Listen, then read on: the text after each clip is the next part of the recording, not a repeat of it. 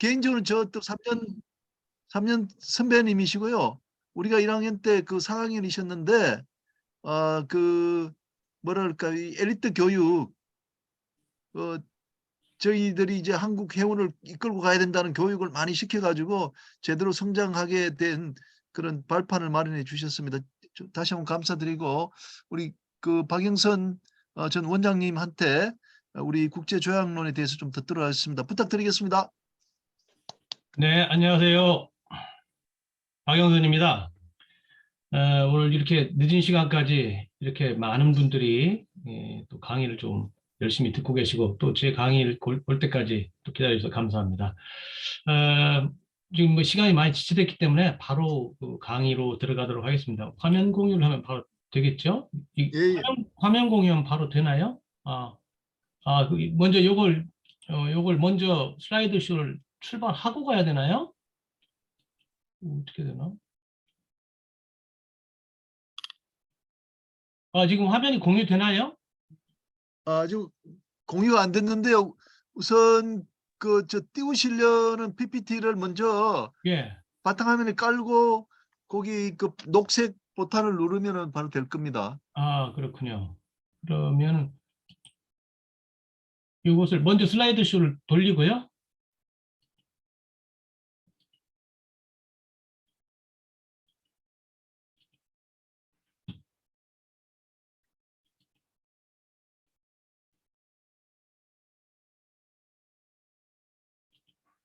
최선우 저기요. 좀 됐나요? 아니요, 아직 안 됐습니다.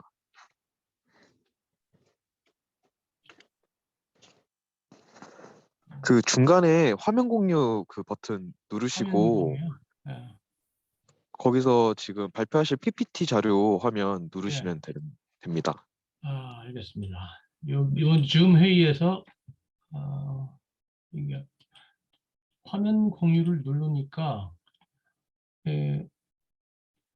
보려는 그걸 돌리면 되나요? 여기 이제 나옵니다. 예. 됐습니까? 네네, 공유 시작되었습니다. 예, 감사합니다. 그러면 처음부터 왼쪽에 처음부터 눌러보십시오. 처음부터 제일 왼쪽에. 예, 처음부터. 예. 오늘 강의는요, 이 Law of Treaties를 해가지고 국제조약론입니다. 그래서 오늘 뭐 이게 실질적으로 봐서 너무 어려운 주제인 것 같아서요. 그 요점 위주로 간략하게 좀 넘어가도록 하겠습니다. 먼저 저희 아까 개인적인 소개는 좀 해주셔서 잘 알고 계실 텐데요. 제가 쓴 제어서가 한 총 3권입니다. 이게 맨 오른쪽에 1997년에 쓴 IMO 업무 해설이라는 것이고요.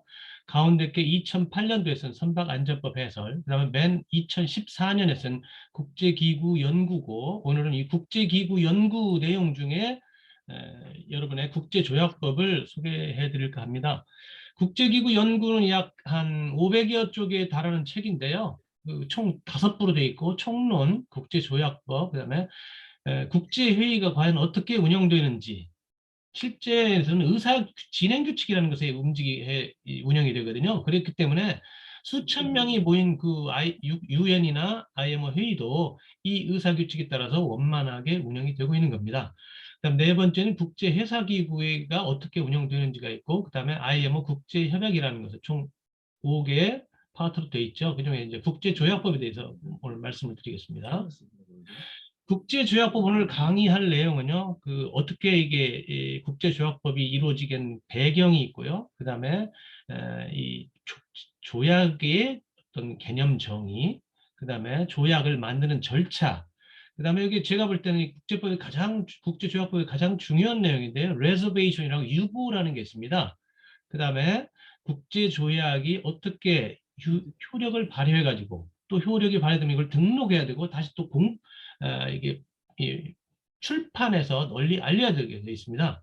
그 다음에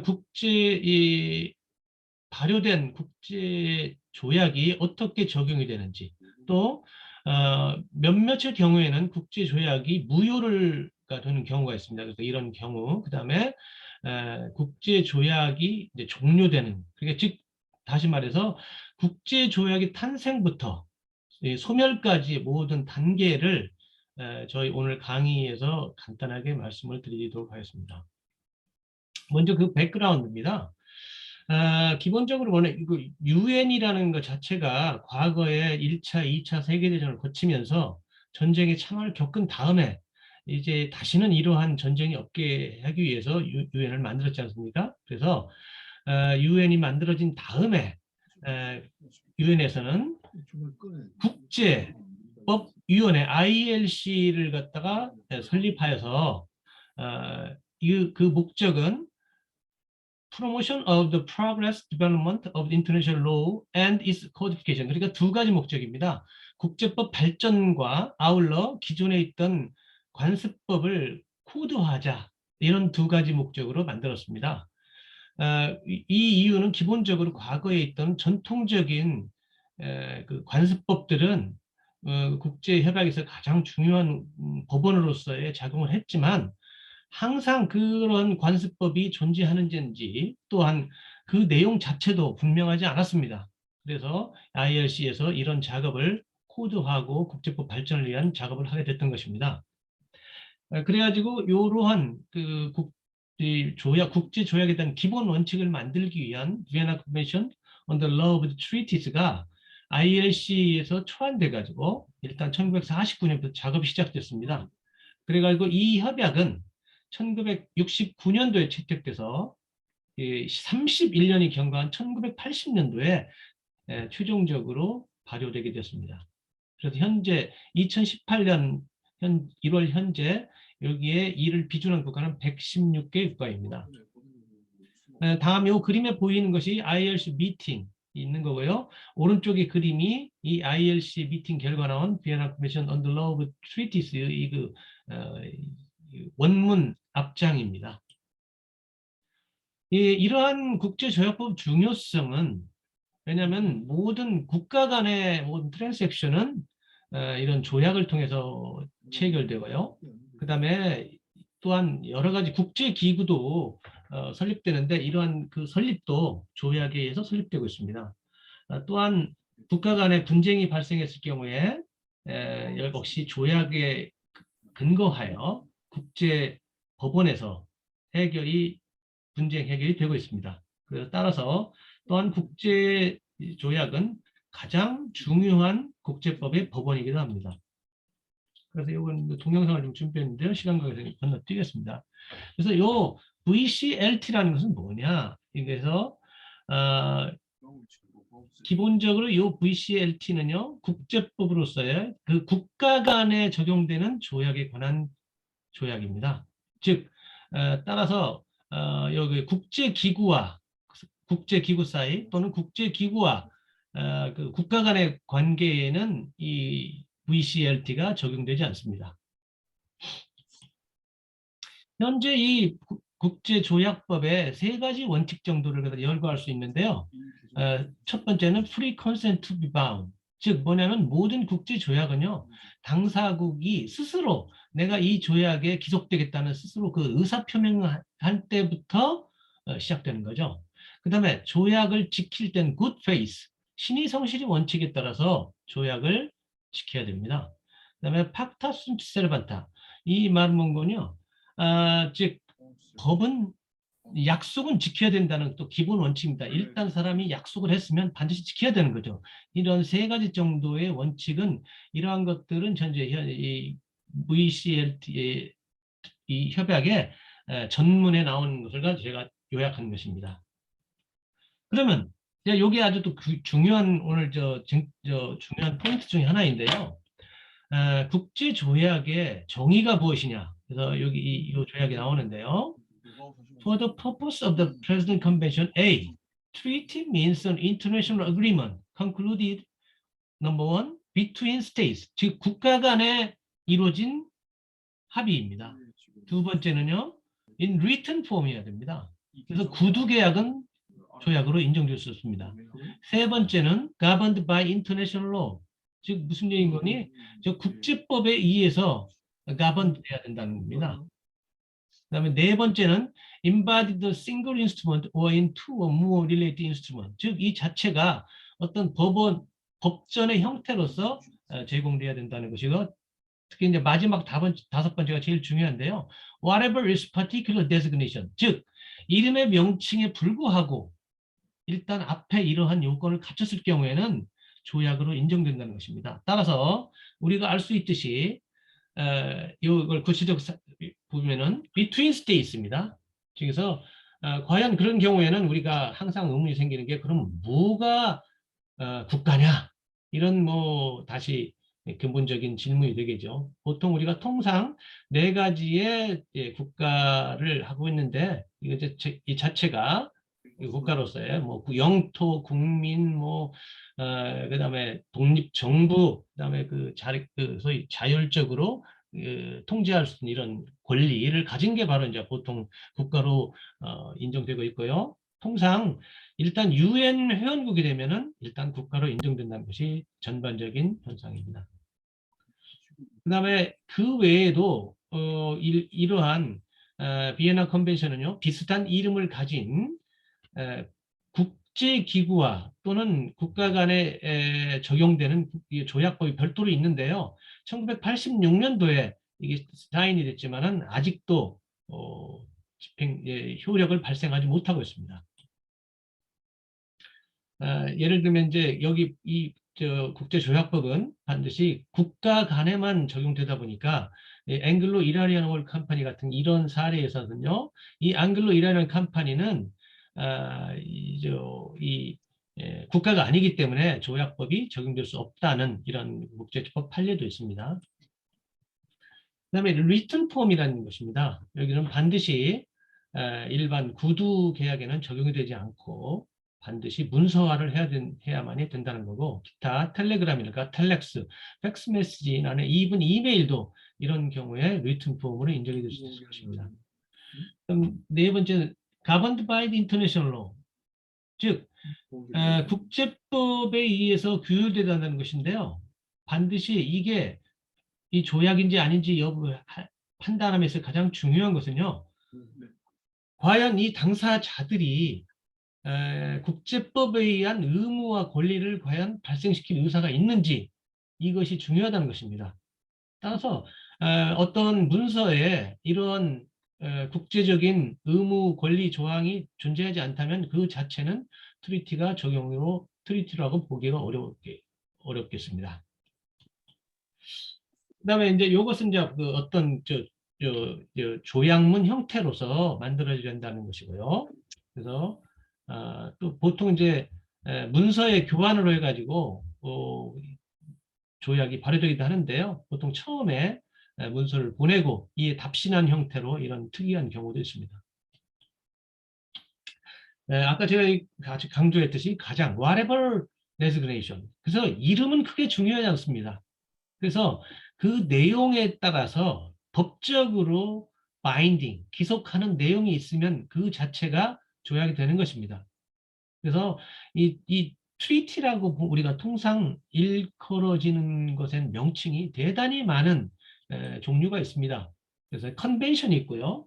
보통 이제 우리는 협약이라고도 보통 해석하는데, 그다음 프로토콜, 의정서, 그다음에 각서 교환 또는 뭐 서신 교환 뭐 이런 것도 있고요. 가장 문제가 될 수 있는 것이 MOU라는 겁니다.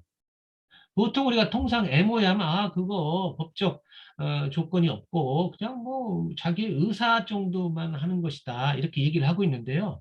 실질적으로 아까 제가 말씀드렸듯이 그 MOU라 만들어진 문서, 그 레걸 인스트루먼트 안에 과연 legally binding 하는 내용이 있냐 없냐를 따져야 되는 겁니다. 그래서 실질적으로 MOU라는 이름을 가진 국제조약도 무수히 많이 있습니다. 그래서 MOU라는 이름에 그렇게 현혹될 필요도 없습니다. 그 외에도 이거 외에도 너무너무 많은 이름들이 많이 있습니다. 뭐 예를 들면 UN 차터 같은 경우도 있고요. 그 다음에 간단히 미니트라고 해서 간단히 의사를 정리한 이런 것도 있을 수가 있고, 그 소위 이름은 굳이 중요하지 않고 그 내용이 중요하다 이런 말씀드립니다. 뭐 최근에 우리가 뭐 UAE하고 체결한 뭐 MOU는 어쩌고 저쩌고 뭐 이런 논란도 있습니다만은 사실은 그 MOU를 따져 봐가지고 legally binding 하는 내용을 확인해 봐야 될 것이라고 생각합니다. 다음은 이제 그 조약을 만드는 절차에 관해서 말씀드리겠습니다. 먼저 조약을 만들기 위해서는 첫 번째 협상을 좀 시작해야 됩니다. 그다음에 협상을 시작하기 위해서는 전권을 가진 사람이 여기 잘못됐네요. 전권을 가진 사람이 거기에 파견돼야 하고요. 또는 크리덴시라고 해서 그 신임장을 가지고 가야 되겠죠. 그다음에 현장에서 이런 오래된 니고시에이션과 미팅을 통해서 드디어 이제 그 협약문을 채택하고요. 다음에 그걸 갖다 인증을 하게 됩니다. 세 번째는 다시 그 조약문을 각자 자기 국가로 가지고 간 다음에 각자 국가에서 비준 절차를 겪은 다음에 다시 내가 그 조약에 제가 소위 기속되겠습니다 하는 자기 의사를 표현하게 되는 거죠. 그러면서 이제는 그 당시 자기가 consent to be bound를 표현하면서 특정 조항에 대해서는 우리나라에서 적용하지 않겠습니다 하면서 자기가 단서 조항을 붙여내겠습니다. 이게 유보인데요. 4번. 이게 매우 중요한 국제법의 기본 원칙 중에 하나입니다. 이건 다시 나중에 좀 더 상세하게 설명드리겠습니다. 그래서 5번째는 이제 국제조약이 조약 발효 요건을 갖다 만족시키게 되면 발효가 되는 거고요. 발효된 조약은 등록을 하고 다시 이 인쇄율라에서 널리 알리게 되겠습니다. 다시 그림으로 좀 보관을 하게 되면요. 니고시에이션은 이런 미팅입니다. 모여가지고 이렇게 서로 의사를 하면서 자기의 의사를 표현하게 되는 거죠. 그다음에 여기 adopting the text 그림 보듯이 이제 텍스트를 이제 만들어서 채택하게 되고요. authentication은 거기 다음 그림에 다시 나왔습니다. 다시 확인하고 인증하는 것이고 아까 여기 비준 그다음에 비준에는 국내 절차와 국제 절차 두 가지 있다는 말씀드립니다. 그 뒤에 다시 말씀드리겠습니다. 전권입니다. 전권이라는 건 뭐냐면요. 국제회의에 참석하는 사람이 소위 빅3, 소위 외무부 장관, 대통령 또는 수상이 이 사람이 이번 회의에 참석하고 모든 권한을 가지고 있다 밝혀주는 그 레터를 갖다가 전권이라고 합니다. 풀 파워라고 그러죠. 이런 경우는 뭐 크게 우리 외교관 아니면 큰 관계가 없으니까 바로 넘어가도록 하겠습니다. 그 다음에 요게 이제 그 풀파워스의 그 서식인데요. 서 마이클 해스팅 제이 뭐 이래서 뭐 쭉 나오고 in witness thereof 로빈 쿡, Her Majesty Principal Secretary 이런 직책이 나오고 이걸 한 사람 has signed this present 이 사람이 이제 Secretary for는 외무부 장관이죠. 외무부 장관이 이제 서명했다는 거 하고 맨 마지막에 signed seal 해갖고 그 외교부에서 그 인증 도장까지 찍어서 이게 되는 게 바로 풀 파워스입니다. 그다음에 신임장이라는 것은요, 이건 보통 일반 국제회의에서 다자회의에서 많이 이용되는데요. 아까 풀 파워 정도는 아니고요. 이 사람은 단지 그 회의에 참석할 권한을 가지고 있다는 거지 사인하고 이 사람은 바로 negotiate 그 협상하고 협약문의 채택 또는 또 사인하고 이런 권한만을 가진 사람이 신임 크리덴셜입니다. 그다음에 이제 인터내셔널 그 일동도 관행적으로는 그다음에 이런 풀파워나 또 크리덴셜을 가진 사람은 바로 그 회의를 주관하는 그 주관 국가에 반드시 사전에 그 명단을 갖다 제출하도록 되어 있어야죠. 그러면 이제 그쪽에서는 이제 몇 명이 오는지를 아니까 그 각종 준비를 좀 하게 되고 그다음에 이제 당일날 회의에 가게 되면은 입구에서 스키리티 체크를 좀 받고 나서 그다음에 맨 마지막에 이 회의 참석자 이름은 파이널 리포트에 첨부되게 됩니다. 그 다음에 아까 얘기한 그 조약문의 어답션과 어센티케이션입니다. 어답션 오브 텍스트라는 것은요, 거기에 참석한 국가들이 내가 이 조약을 채택해 좋다 해서 해가지고 그 최종적으로 채택을 하게 되는 거죠. 그다음에 이제 그 최종 보통은 국제 컨퍼런스에는 3분의 2 이상의 그 참석하고 투표한 사람의 동의를 얻어서 채택하게 됩니다. 그러나 실질적으로 뭐 많은 국제 컨퍼런스에서는요, 그 전원 동의, 컨센서스 방식에 의해서 이런 텍스트를 갖다 최종적으로 채택하게 됩니다.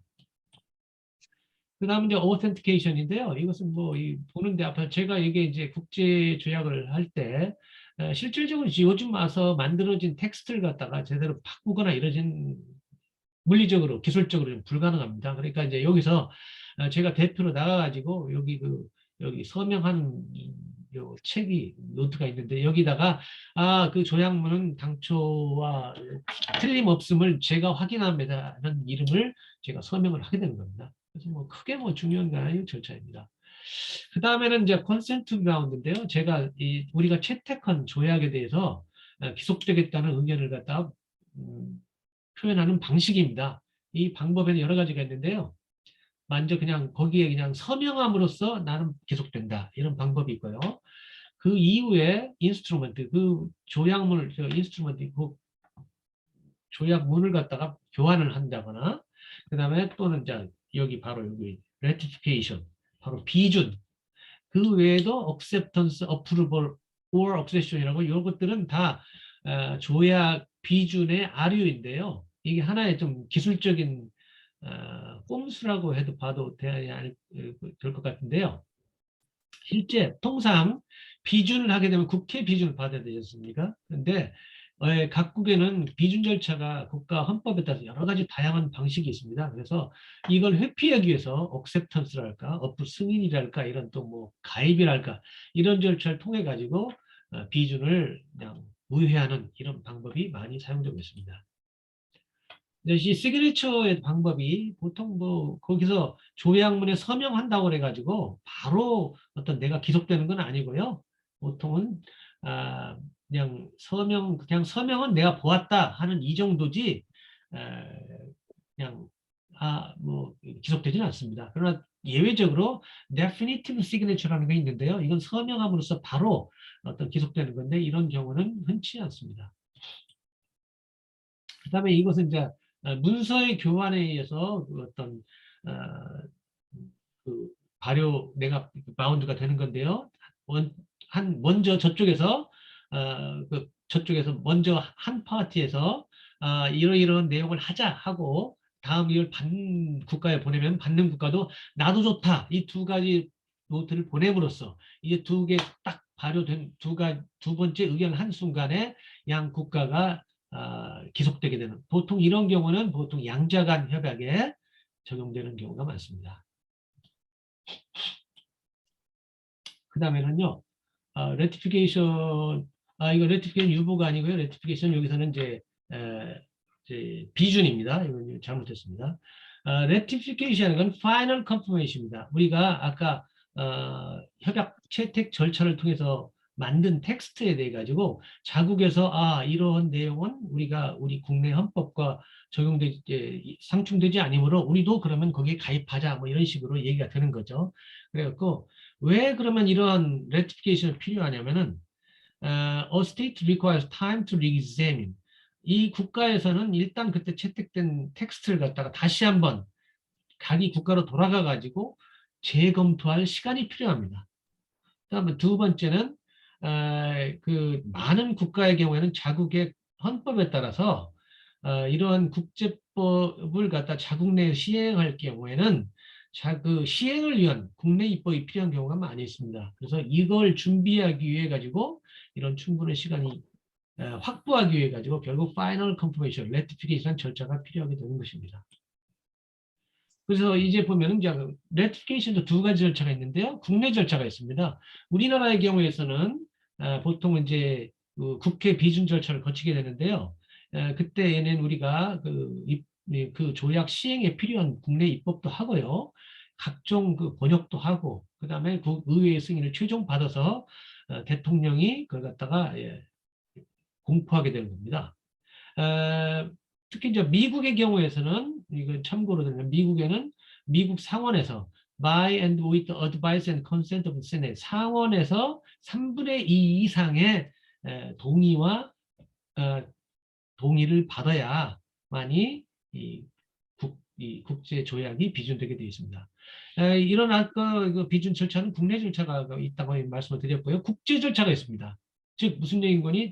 내가 그 조약에 대해서 기속되겠다는 내용을 국제적으로 표현해야 됩니다. 그 표현하는 방법은 이러한 그 사인되고 실링된 인스트루먼트 나는 그런 국제 조약에 기속되겠습니다. 이런 빅3가 서명한 문서를 갖다가 그쪽 그 기탁처에 보내야 됩니다. 그래서 두 번째, the deposit, 먼저 이 서명을 만들고 이걸 기탁처에다가 deposit를 해야 됩니다.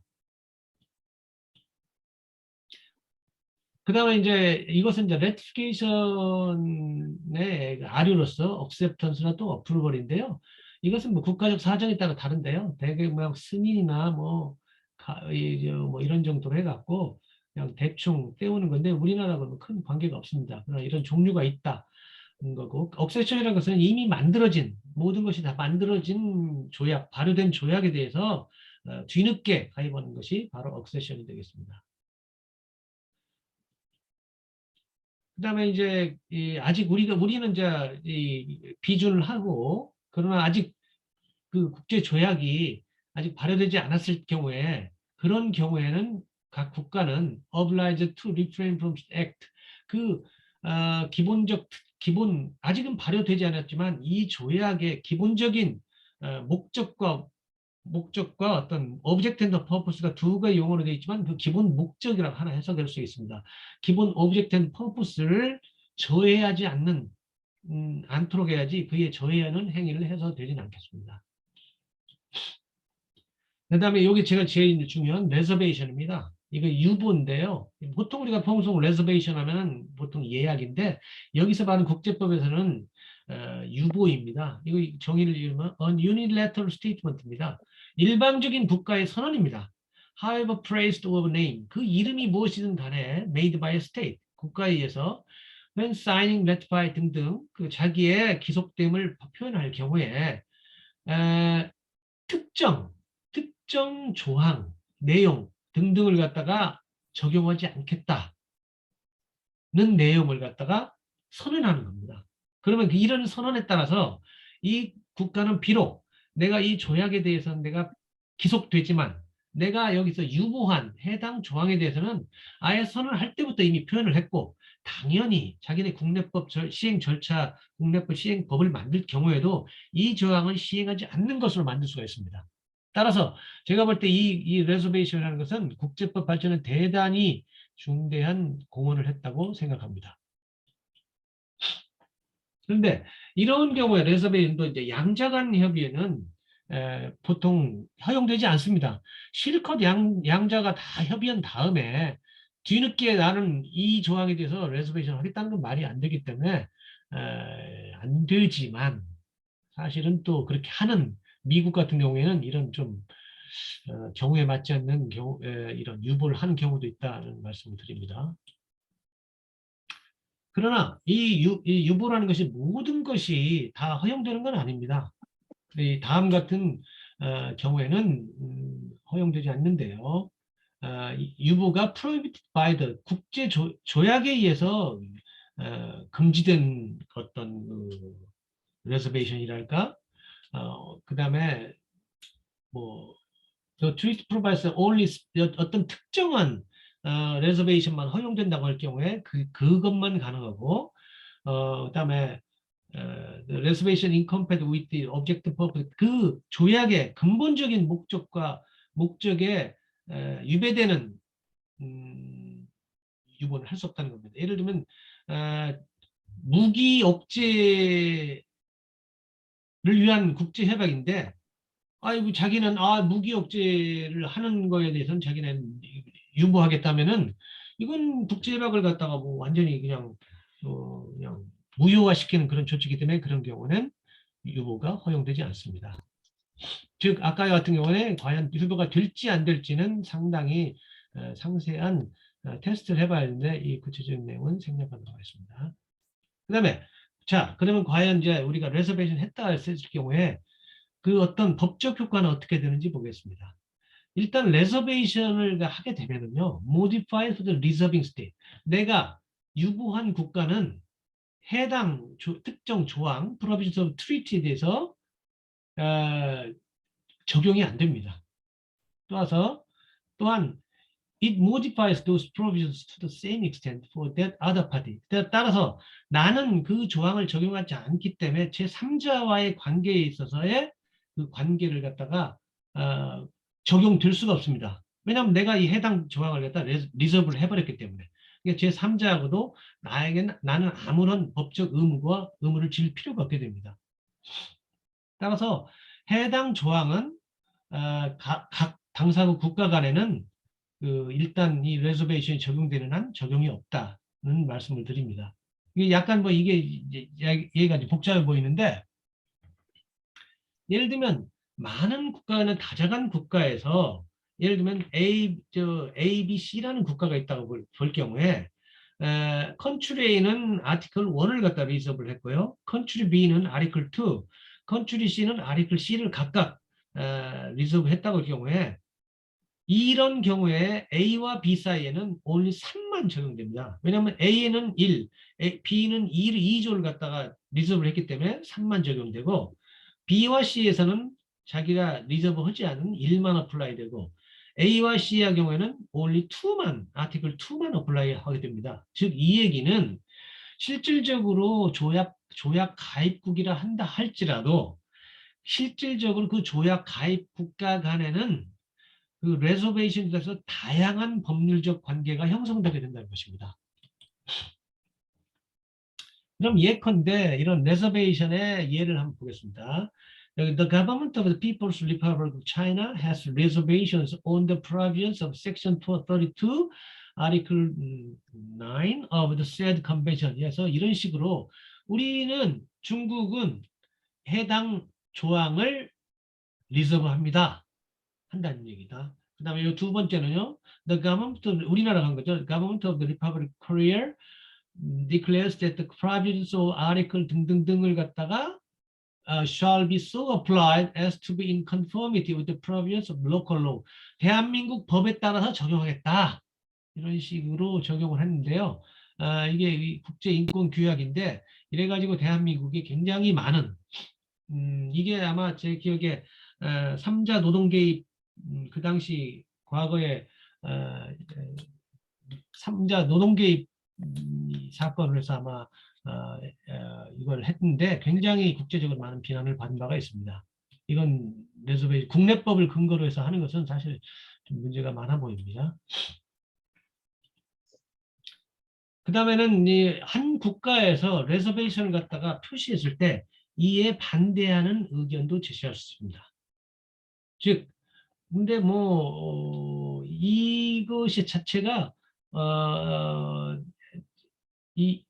일단 이 반대하는 국가가 생기면 해당 국가와 반대하는 국가와 그 리저빙 스테이트 간에는 해당 조항은 적용이 없게 됩니다. 그런데 실질적으로 조약에 반대를 하건 안 하건 실질적으로 레저베이션 한 순간 국제적인 의무가 없기 때문에 실질적으로 반대하건 안 건 큰 차이는 없이 적용이 되지 않게 됩니다. 그 다음에 일단 한 국가가 레저베이션을 했을 경우에는 우리가 다른 국가들은 3가지 옵션이 있습니다. 그냥 억셉턴스, 표현을 하든 또는 그냥 묵시적으로든 간에 그냥 할 수 없다, 받아들여야 되겠다는 억셉턴스가 없고요. 그냥 단순한 오브젝션이 있습니다. 우리는 그 레저베이션에 반대합니다. 이런 의사표현을 할 수 있고요. 그 다음에 objection with the condition that the treaty shall not enter into force between the reserving and objecting state. 이런 식으로 이런 조건을 붙여서 하는 방법도 있습니다. 그 다음에 이건 declaration이라고 해요. 이건 reservation은 아닌데 해당 사항에 대해서 우리가 선언을 하는 겁니다. 어떤 조약이 있을 경우에 선언을 하는 건데 이것 자체가 어떤 그냥 국제법의 효력을 갖다가 변경하는 건 아닌데요. 선언을 통해서 우리는 어떤 입장이다 이런 걸 밝히는 것입니다. 국제법에서는 이렇게 의견을 발표하는 것이 매우 중요합니다. 그 발표를 하지 않으면 국제법에서는 우리나라 이 통상의 생활과는 달리 반대를 하지 않은 건 찬성입니다. 그래서 반드시 반대를 할 경우에는 이렇게 데클러레이션을 선언을 해놔야 다음 협상할 경우에 자기의 입지를 확실하게 세울 수가 있게 될 것입니다. 데클러레이션도 2가지가 있고요.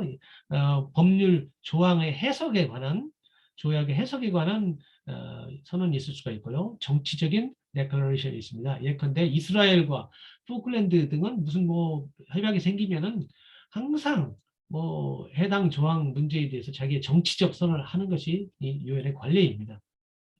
다음에는 국제협약의 발효입니다. 이 국제조약은 정해진 요건이 되면은 이제 발효가 되게 됩니다. 그래서 이 유엔 컨벤션, 유엔 해양법 협약 같은 경우에는 60개국이 비준한 후 1년 후에 발효한다고 이런 식으로 되어 있습니다. 그러나 이런 발효 방법은 여러 가지 방법이 있기 때문에 그건 다 차이가 있습니다. 법이 국제조약이 발효된 다음에는 등록하고 또한 이걸 공표해야 됩니다. UN Charter 102조에는 every treaty and every international agreement entered into by any member of the United Nations. 그래서 이런 국제 멤버, 유엔의 멤버가 그 파티로서 체결한 조약들이 발효되면 가능한 빨리 유엔 세크리테리한테 등록을 하고 그다음에 이걸 갖다 퍼블리싱 하게 됩니다. 퍼블리싱하는 것은 유엔의 조약집에 간행을 하게 되는 겁니다. 그래서 이런 내용은 United Nations Treaty Series랄까 Multilateral Treaty Deposit with the Secretary General 해서 현재 온라인으로 이렇게 나와 있습니다. 여기 보시면 해당 조항이랄까 이런 게 있으니까 특히 이걸 찾아본 이유는요. 해당 국가들이 어떻게 레저베이션을 했는지를 찾아봐야 됩니다. 그래서 이런 휴먼 라이트에 관한 협약을 보게 되면요. 각 국가가 알바니아가 어떻게 되어 있는지 여기서 이걸 때려보면은 해당 국가가 어떻게 레저베이션 또는 데클러레이션 했는지를 볼 수가 있습니다. 즉, 이 내용을 통해서 이 알제리안 국가 또는 알바니안 국가와 대한민국 국가는 이 조약에 관해서 어떤 법률적 관계가 성립하는지를 파악을 하게 됩니다. 그러나 이러한 등록이 법적 효과는 어떤 거냐? 실질적으로 이 등록 효과는 실질적으로 이 해당 조약의 그 상태에 대해서는 아무런 법적 효과가 없습니다. 왜냐하면 등록하지 않은 조약이라도 아직 당사자를 갖다가 기소할 경우에는 아직도 계속 조약입니다. 그러나 일단 자기가 등록을 위해서 여기 유엔에 등록을 했을 경우에는 나는 그것에 나는 그 조약이라고 믿고 등록을 했다는 그 강력한 증거가 된다는 거죠. 그래서 나중에 또 분쟁이 생겼을 때, 그건 조약이니 아니니, 어떤 조약의 존재 문제가 생길 때, 나는 강력한 주장의 근거가 생긴다는 것입니다. 다음에는 이제 우리가 이제 그 조약이 발효됐으니까 반드시 지켜야 되겠죠. 팍타 순 세르반다. 그래서 여기 그 약속은 지켜야 되니까. Every treaty in force is binding upon the parties to it and must be performed in good faith. 이게 이제 우리 조약법의 26조고요. 그 다음에 27조는 a party may not invoke the provisions of its international law as justification for its failure to perform a treaty. 아까 방금은 이런 겁니다. 국내법을 근거로 국제법 난 못 지킵니다. 이런 식으로 해서는 안 된다는 걸 갖다 여기는 담고 있습니다. 다음에는 이제 28조로서 이 조약의 적용에 있어서 반드시 이게 non-retroactivity였고 소급 적용이 안 된다는 거죠. 이거 항상 장래에 의해서만 적용된다는 거예요. 그 다음에 territorial application은요. 해당 조약은 해당 국가와 그 부속 도서의 전체로서 적용된다는 뭐 이런 내용입니다. 근데 이제 그 다음에 이제 successive treaty고요. 이제 이런 obligation under UN Charter have the primacy over obligation under any other treaty 이렇게 되어 있습니다. 그래서 in the event of the conflict between the obligation of the members of the UN under the present Charter 여기 UN Charter에 나와 있습니다. UN 멤버는 이런 UN Charter와 다른 국제법 간의 관계에 의해서 상충이 생길 때 the obligation under the present charter, UN 차터가 항상 우선한다는 이런 우선 조항을 두고 있습니다. 그 successive 그다음에 이제 조항이 하게 되면은요, successive treaty는 이제 이어지는 트리티입니다. 환경 변화에 따라서 종래 조약을 갖다가 새로운 조약을 바뀌는 것이 이제 이런 조약인데요. 이런 내용은 뭐 간단히 넘어가도록 하겠습니다. 그래서 이제 이것은 1972년 조약이 96년 프로토콜로 해서 넘어간다는 뭐 이런 식으로 놔두겠습니다. 다음에는 국제조약의 해석 방법입니다. 여기서 간단히 되었습니다만은 실제적으로 a treaty shall be interpreted in good faith 뭐 이런 식으로 신의 성실을 다해서 하고 ordinary meaning 통상적인 의미로 해석하고 in their context 전체적인 컨텍스트를 고려해야 되고 그 법의 명백한 오브젝트와 퍼포즈 목적을 갖다 고려해야 되는 건데요. 이러한 조항은 단지 한 개일 뿐이지만요. 실제적으로 이 해석에 대해서는 무지하게 많은 사례와 해석론이 있기 때문에 이것도 간단히 넘어가도록 하겠습니다. 그 다음에 트리티와 제3자 간의 관계입니다. 한 국가가 나는 이 당사국 간의 어떤 조약 의무를 진다 하지만 제3자의 국가에는 아무런 책임을 질 이유가 없다는 것이 이 내용입니다. 그 다음에 법의 개정과 수정 뭐 이런 내용인데요. 뭐 대부분의 법에서는 그 개정 방법을 다 표시해 놓고 그 방법에 따라서 개정하면 됩니다. 그다음에 이제 법이 국제 조약이 무효가 되는 5가지가 있습니다. Violation of international law on competence to conclude treaties. 그다음에 error, 어떤 뭐 중대한 어떤 뭐 실책이 있달까. 그다음에 이 대표의 부패, 뇌물을 먹고 엉뚱하게 서명한달까 뭐 이런 거고요. coercion of 어떤 강압에 의한 조약은 무효다. 다음에 강행규범, jus cogens에 위배될 경우에는 무효라는 5가지 조건입니다. 그래서 이것도 뭐 중요하지 않기 때문에 이것도 이제 타국과 캄보디 간의 분쟁 사건인데요. 이것도 좀 그냥 넘어가도록 하겠습니다. 커럽션, 당사국이 대표가 돈을 먹고 어떻게 하면 안 되는 거고 강행. 그러니까 예를 들면 이제 강행적으로 체결한 조건, 야 뭐 너네 뭐 다 죽일 거야 이런 식으로 겁줘가지고 당사국을 하는데 by the threat or use of force를 해가지고 조약 체결했을 경우에는 무효가 된다는 이런 내용입니다. 그다음 jus cogens는요.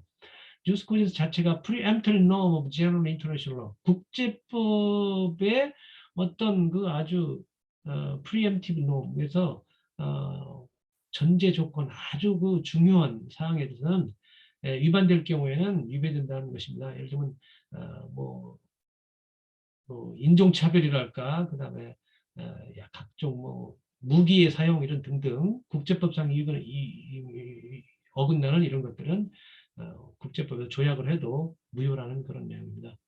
그래서 이런 jus cogens example에서 use of force, genocide, 이게 막 대학살 등등등 이런 것은 하겠다는 것은 기본적으로 무효라는 그런 얘기입니다. 그래서 앞에 세 가지 경우에는 relative grounds 때문에 이때부터 장래를 향해서 무효가 되지만 absolute ground에 의한 것은 약간 강압과 jus cogens에 위배되는 것은 바로 처음부터 소급해서 무효가 된다는 그런 내용입니다. 그 다음에 이제 드디어 이제 조약의 마지막 단계입니다. 이제 어떤 멤버 스테이트, 회원국이 취조의 단계가 남을 정도로 이제 다 빠져나갔을까, 그다음에 다음에 새로운 조약의 체결 등등등 해갖고 이런 경우에서는 다시 종래의 이 트리티는 소멸을 다하고 없어지는 거죠. 이게 조약의 마지막 단계가 되겠습니다. 그러나 다음에 이런 경우 fundamental change of circumstance인데요. 당초 조약 목적과는 아주 현저하게 어떤 상황 변화가 있을 경우에는 조약이 끝난다고 그랬는데, 그러나 어떤 국가 간의 국경을 갖다가 설립하는 그런 경우에는 적용이 없습니다. 그래서 아무리 중대한 변화가 있어도 국가 간 국경 같은 변경을 가져오는 것들은 끝낼 수가 없다. 종료할 수 없다. 이런 말씀을 드립니다. 그 다음에 이제 저희가 그 조약이 발효되면은 데포지션 해야 되는 거죠. 그래서 이건 이제 보통 통상 어떤 국가를 정하거나 또는 국제 유엔이나 IMO 등등 국제 기구를 갖다가 기탁처로 정해서 문서를 정해 기탁하게 되고 이 데파시토리에서는 아주 불편부당하게 업무를 처리해야 합니다. 자, 이 정도로 오늘 제 국제법 강의는 마치도록 하겠습니다. 감사합니다.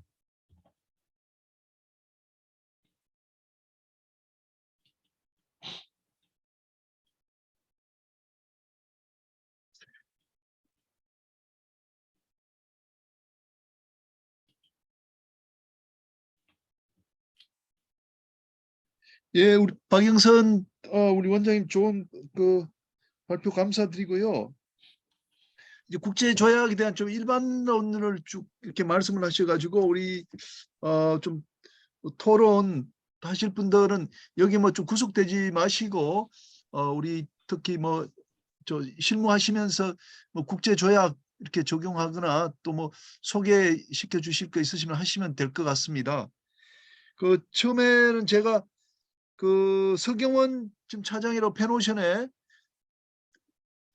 예, 계시는 교수님. 분하고 우리 김남구 지금 낭떠대학의 박사과정생 하고 목포양대학의 김주영 교수 이렇게 세 분을 좀 지정을 이렇게 모셨거든요. 서경원 차장부터 좀 그 펜오션 근무하시면서 이제 국제조약 관련한 뭐 에피소드나 이렇게 말씀해 주시면 될 것 같아요. 예, 우선 앞에 조약에 대한 그 시작과 효과, 발효와 그다음 적용까지 해서 너무 큰 공부가 되는 설명을 해주셔서 너무 감사하고요. 저희 해운의 특성상 그 조약, 국제적인 요소를 담고 있다 보니까 조약과는 뗄래야 뗄 수 없는 상당히 많은 부분들을 차지하고 있는 것이 사실입니다. 근데 조약의 부분은 근데 상당히 어려워서 이거를 특히 공부를 좀 계속하지 않으면 모르겠더라고요. 그래서 저도 그 상당 부분 봤었는데요. 저희가 실무적으로 이제 봤을 때는 이제 제가 많은 조약들이 있는 것 중에서 제가 잠시 설명을 하나 하겠습니다. 예, 보시면 이게 저희 그 외교부 사이트 가면은 볼 수 있는 건데요. 저희가 총 조약 IMO의 국제협약 이게 2020년도 제가 이제 조약을 공부할 때 이제 다운 받아놨던 건데 60개 중에 가입은 32개고 미가입은 28개입니다. 그래서 조약이 다 있다고 해서 저희가 가입을 하는 것은 아니고 그중에 이제 뭐 저희 상법에도 책임 제한이 있지만 이거를 헤이그 비스비 룰을 국내법화하는 부분들이 많이 존재를 하고 있습니다.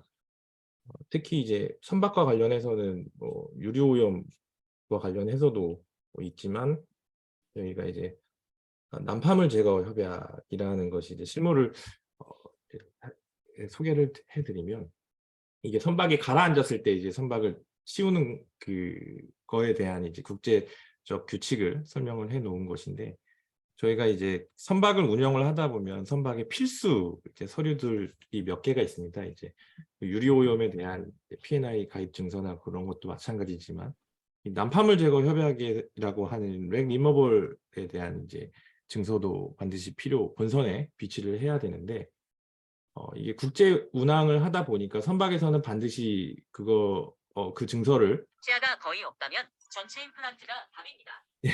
구비를 해야 되는 반면에 우리나라는 이거를 가입을 하지 않았기 때문에 사실상 국내 선박에 대해서도 이 협약 증서를 저희가 발급을 받을 수가 없습니다. 그래서 파나마 국내 선박, 국내 플래그임에도 불구하고 파나마로부터 그 증서를 받고 있는 이런 실무적인 부분들이 있어서요.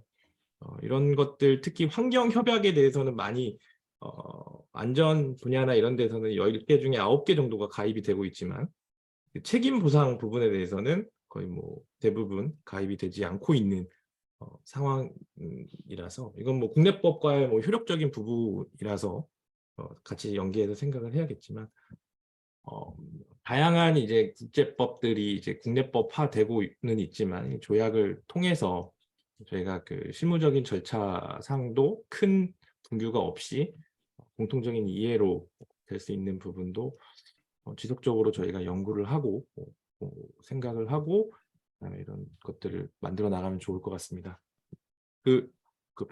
박사님 잘 들었습니다. 감사합니다. 많이 배웠습니다. 예, 감사합니다. 다음은 그 우리 낭떠 대학에 계시는 김쌤한테 좀 부탁드릴게요. 네, 안녕하십니까. 프랑스 낭트 대학 해양법 연구소에서 박사과정 중인 김남구입니다. 아직 내공이 많이 부족하고 선배님들과 겸상할 위치가 아님에도 이렇게 혼자로 지정해 주신 김인영 교수님께 감사드리고요.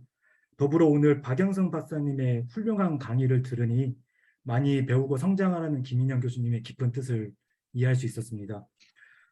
박영선 박사님께서 MOU에 대해서 말씀하셨는데요. 저도 MOU 체결 경험을 좀 먼저 말씀드리겠습니다. 저는 그 주 벨기에 EU 대사관 영사실무관으로 근무했었는데요. 당시에 그 우리 대한민국 국민이 벨기에에서 거주하고 계신 대한민국 국민의 운전면허증을 신속하게 교환하기 위한 MOU를 제가 주도적으로 체결하였습니다. 벨기에 정부와. 말씀하신 대로 리걸 바인딩 문장은 안 들어갔고요. 오히려 리걸 바인딩이 되지 않는다라는 부분을 포함을 시켰고, 하지만 우리 실무진들 사이에서 그 벨기에 교통부와 저와 굉장히 핑퐁 싸움을 많이 했거든요. 이 문장은 들어가야 된다, 이 문장은 들어가면 안 된다. 이 MOU는 영어는 아니었고 프랑스어, 네덜란드어, 한국어로 작성되었었습니다. 근데 우리 실무진들 간에 푸부와 할 수 있다가 돼야 된다. 이제 그쪽에서는 아니다, 두와, 그러니까 해야 한다라고 해야 된다라고 하는 이런 단어 하나하나까지도 굉장히 입씨름을 많이 했었거든요. 어쨌든 그 일을 통해서 우리 대한민국 국민만 원래 6개월 걸리는 운전면허 교환을 일주일로 당기게 되는 국제법에 순기능을 했던 기억이 있습니다. 현재는 저는 지금 동아시아에서의 국경을 넘는 해양오염과 국제법에 대해서 논문을 작성 중인데요.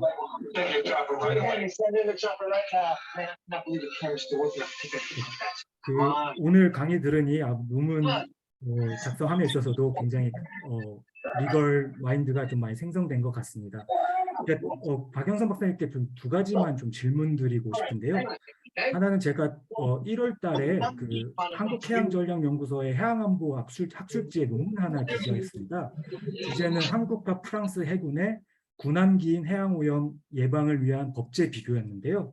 좀 흥미로웠던 점이 프랑스는 그 마르폴 협약의 부속서 4와 5를 군함에게 적용시킨다라는 내부 규정 문장이 있더라고요. 원래는 군함은 더 잘 아시겠지만 주권 면제 대상이지 않습니까? 그래서 우연히 기회가 돼서 프랑스의 그 뿌띠 디디에 함대 사령관님과 얘기할 기회가 있었는데요. 이분이 말씀하시기는 프랑스 해군은 불법 어선이라든지 환경을 오염을 일으키는 어선도 이렇게 컨트롤하는 권리가 있기 때문에 오히려 자기네들이 더 모범을 보여야 한다라고 말씀을 하시더라고요. 그래서 이 논문 작성은 제가 한국 해군본부에 문의해봤더니 내부 규정에서 제가 아직까지는 그 우리나라도 이와 같은 규정을 찾아보지 못했습니다. 그래서 박영선 박사님께서 생각하시는 우리 해군도 대항해군으로 나아가는 시점에서 이러한 그 마르폴 협약의 부속서를 군함에게 적용하는 방안에 대해서 어떻게 생각하시는지 하나가 궁금하고요. 마지막으로는 잘 아시겠지만 동아시아가 반폐쇄해지지 않습니까? 그 반폐쇄해는 그 서로 국가 간의 협력이 상당히 중요한데요. 이 반폐쇄의 그 국가 간 협력을 유엔해양법 123조에서도 특별하게 그 국가 간 협력을 굉장히 중요하게 여기고 있습니다.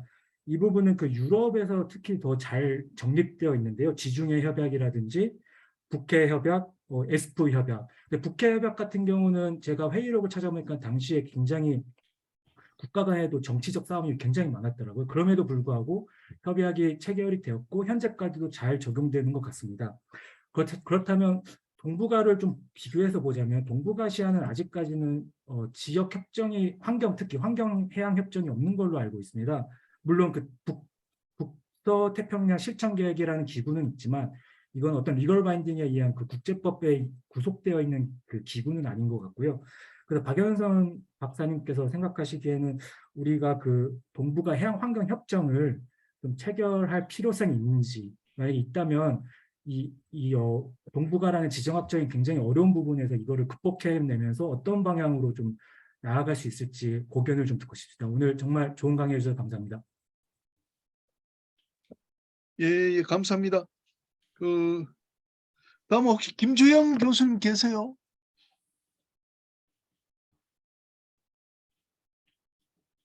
김주영 교수님 계신데. 김주영 교수님.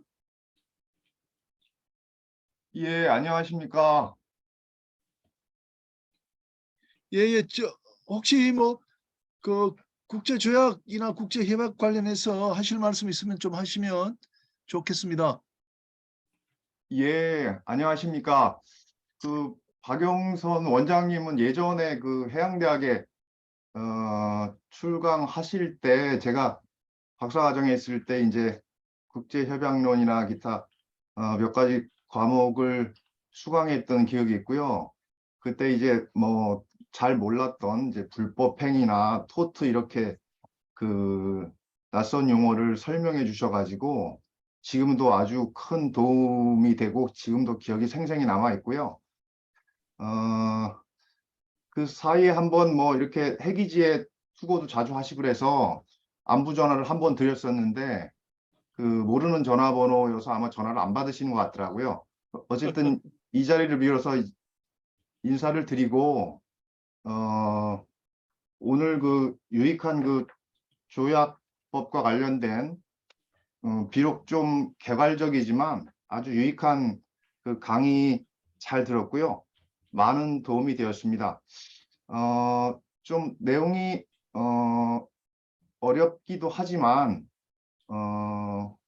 본 강의와 조금 더 관련 지어서 제가 이제 평소에 궁금하고 관심을 가지고 있던 부분에 대해서 한 가지만 질문을 드리도록 하겠습니다. 우리 헌법에도 이제 나와 있는 6조 1항에 일반적으로 승인된 국제법규는 국내법과 같은 효력을 가진다 이런 부분들이 나와 있고요. 그래서 이제 그거는 우리가 상식적으로 알고 있을 때도 비록 우리나라가 승인은 하지 않았지만 많은 국가에 의해서 이제 국제사회의 규범으로 인정된 것이다.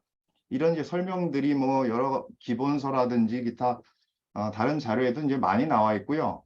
그 중에 이제 뭐 성문 국제법규도 있고 불문 국제법규 해서 이제 국제관습법 이렇게 이제 분류가 되고 결국 이제 조약과 같이 법률과 동등한 효력을 가진다 이제 이런 설명들이 쭉 나와 있더라고요.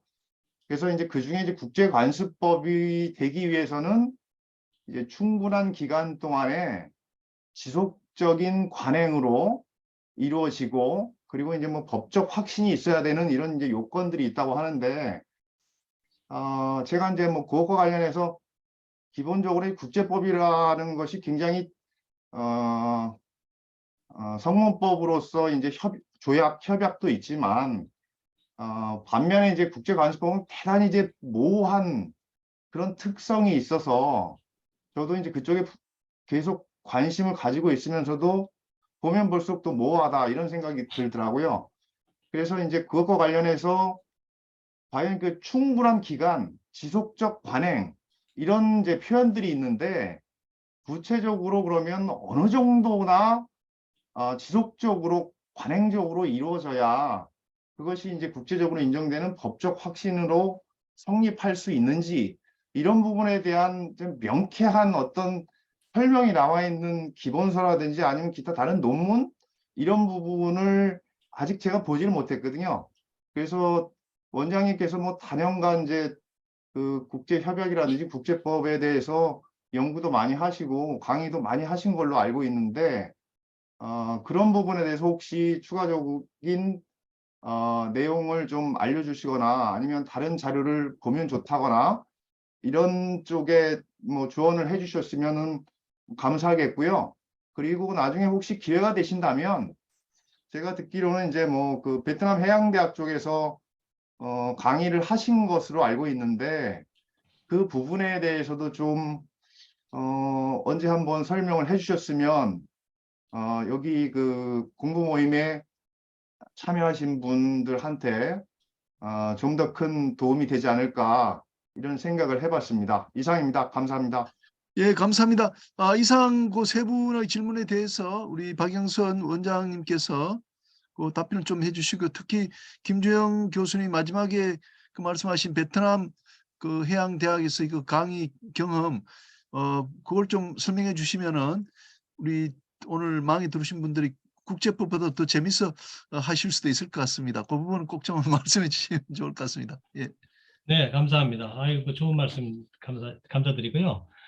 먼저 아까 김남구 낭트대학의 박사과정 계신 분께 먼저 말씀드리면요. 그 마폴 부속서 4가 아마 그 CWG 처리에 관한 건데요. 지금 현재 마폴 협약 자체를 보면은요.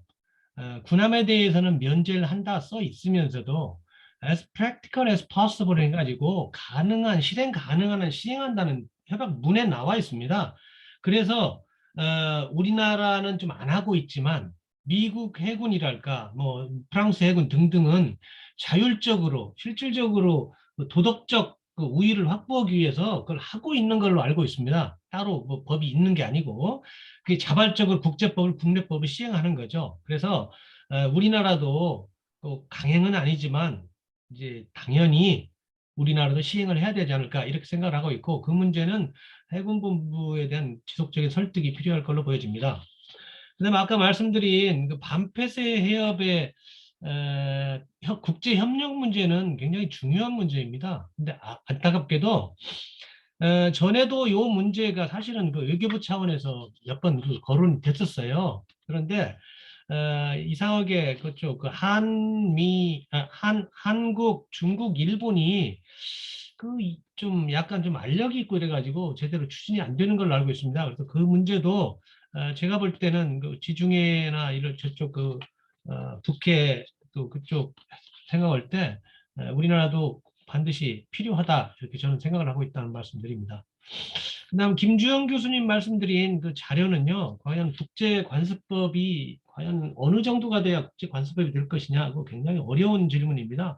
국제법적으로는 사실 뚜렷하게 뭐 몇 년이 아니고 국제법에서 많은 사례에서 보면은 막 몇백 년 뭐 이렇게 나오는 경우도 있기 때문에 그것이 아닌 경우도 있어 일괄적으로 말하기도 어렵고 그에 대해서 자료도 명확하게 없는 것 같습니다. 왜냐하면 많은 계속적으로 새로운 그 판례를 갖다 저쪽 그 국제사법재판소 등등에서 만들어내곤 하지만 그걸 명확하게 쓴 자료는 저도 아직은 본 적이 없습니다. 참고로 저는 이제 현직에 있을 때 일반적으로 승인된 국제법이 과연 무엇인지가 너무 애매한 거예요. 그래서 그 문제에 대해서 아예 고시를 좀 하자. 일반적으로 승인된 것은 예를 들면 제네바랄까, 제네바 협약이랄까 뭐 이런 그 헤이그 협정 같은 이런 경우는 실질적으로 거의 국제법으로서 다 인정된 우리나라는 제대로 비준을 안 했거든요. 그래서 그런 걸 갖다 고시로 하자는 그런 제안까지도 하고 이랬지만은 뭐 별로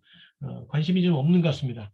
그다음에 이제 이 정도로 하고 아까 듣고 보니까 우리 김주영 교수님 말씀하신 대로 베트남 제가 해양대학에서 한 5개 학기를 갖다 강의를 했는데요.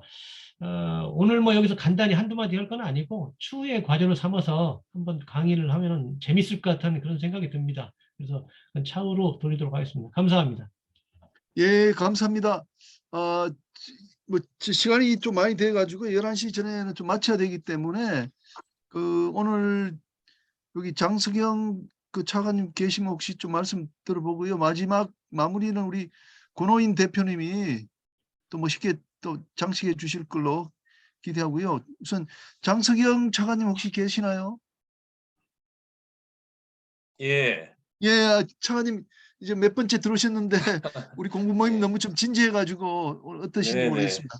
예. 예, 뭐 오늘 두 분 교수님 또 박사님 발표해 주셨는데 정말 그 현장의 바탕을 두면서 또 상당히 좋은 방향을 말씀해 주신 것 같습니다. 그래서 저도 이렇게 바다 공부 모임에 들어온 지 몇 번 안 됐지만은 문의 아닌 제가 이렇게 좀 많이 배울 수 있고 같이 뜻을 나눌 수 있는 그런 것 같습니다. 그래서 뭐 지나가면서 조금 생각되는 거는 정말 이게 이제 해양 분야에서도 디지털이나 인공지능이나 이런 분야를 좀 접목해서 경쟁력을 좀 높이면서도 또 생산성이나 또 우리 그 종사자들의 어떤 안전이나 복지를 향상시킬 수 있는 그런 것들을 좀 같이 고민해보는 시간을 좀 가지고 이런 것도 필요하다는 그런 생각이 듭니다. 그래서 하여튼 너무 많이 배우고 있고 앞으로도 좀 배우면서 또 좀 역할을 수행하도록 하겠습니다. 네, 감사합니다. 예, 감사합니다. 그 권호인 대표님, 예, 권 대표님 좀 부탁드리겠습니다. 마무리 말씀 좀 부탁드리겠습니다. 정초영 교수님이 그 수산 분야의 현장 얘기를 아주 생생하게 전달해 주셔가지고 저는 수산 쪽은 조금 문외한인데 우리가 먹는 그 바다 생선이 이런 과정 속에 잡히고 판매가 되는구나라는 생각을 했고요. 수산업종만이 아니고 사회적으로 다양한 분야에서 문제가 생기고 또 한쪽은 이게 해결이 되고 그러고 있는데 얼핏 제 생각은 잡는 어업에서 기르는 어업으로 가는 게 그 변화 중에 하나이지 않겠느냐 그런 생각도 잠깐 해봤습니다. 저는 이게 문외한의 논으로서 잠깐 드리는 말씀이고요. 잘 들었습니다. 두 번째 그 국제조약에 대해서 박영선 전 원장님께서 아주 잘 설명을 해주셨는데 일반적으로 국제조약을 일반인들이 접하는 거는 굉장히 드물죠. 근데 다행히 그 해운 분야는 각종 국제조약이 적용이 되고 또 그 국제조약 하에서 업을 영위해야 되는 그런 관계에 있어서 좀 가까이 있는 것 같습니다. 잘 들었고요. 저는 그 두 분 얘기 들으면서 우리가 참 사회적으로 자기가 담고 있지 않는 동네에도 굉장히 복잡하구나. 변화가 참 가까이 와 있구나. 이런 느낌을 오늘 받았습니다. 두 분 그 발표로 우리 바다 공부 모임이 한층 격조가 높아지고 또 이 자리에 참석하시는 분들이 평소에 듣지 못하는 분야를 얘기를 듣고 설명을 들을 수 있게 돼서 참 좋았던 것 같습니다. 고맙습니다. 예, 감사합니다. 여기 보니까 인천해사고등학교 장현준 이성엽 요 학생들 이제 계속 모임에 참여하고 있는데 아마 성선하실 때까지 계속해서 열심히 좀 들어주시기 바라고요. 또 해양연수원의 이순우 교관님도 들으셨네요. 예, 오늘 많은 분들 또 참석해 주셔서 대단히 고맙습니다. 특히 저 같은 경우도 수산 분야는 아무래도 이제 접촉이 적은 편인데 정초영 교수님께서 그 수산 관련된 학교 저 해기사를 양성하는 학교부터 이제 소개를 참 잘해 주셨고 또 이제 어떻게 하면 될지에 대한 이야기까지 또 심각성 이런 것까지 해서 공부 참 많이 되었습니다. 그리고 박영선 또 원장님은 우리가 기초적으로 알아야 되는 이제 국제조약에 대해서 이제 참 간략하게 잘 설명해 주신 점 대단히 감사드립니다. 그리고 토론해 주신 분들 대단히 고맙습니다. 오늘은 좀 이걸로 좀 마치도록 하겠습니다. 여러분들 수고 많으셨고 내일 제가 또 정리해 가지고 또 하도록 하고요. 2주 뒤에 뵙도록 하겠습니다. 오늘 제가 몰랐는데 보니까 그 한국해양대학에서 하는 선박금융 포럼이 우리보다 1시간 전에 또 있나 봐요. 다음에는 우리가 1시간 좀 전에 같이 좀 공부할 수 있도록 그렇게 됐으면 좋을 것 같습니다. 특히 우리 낭트 대학 프랑스에서 김남구 박사 후보님 대단히 고맙습니다. 예, 이걸로 마치도록 하겠습니다. 감사합니다. 예, 수고하셨습니다. 네, 감사합니다. 예, 고맙습니다. 감사합니다. 감사합니다. 아. 예, 김정현 박사님 감사합니다. 네, TMI. 감사합니다. 네. 예.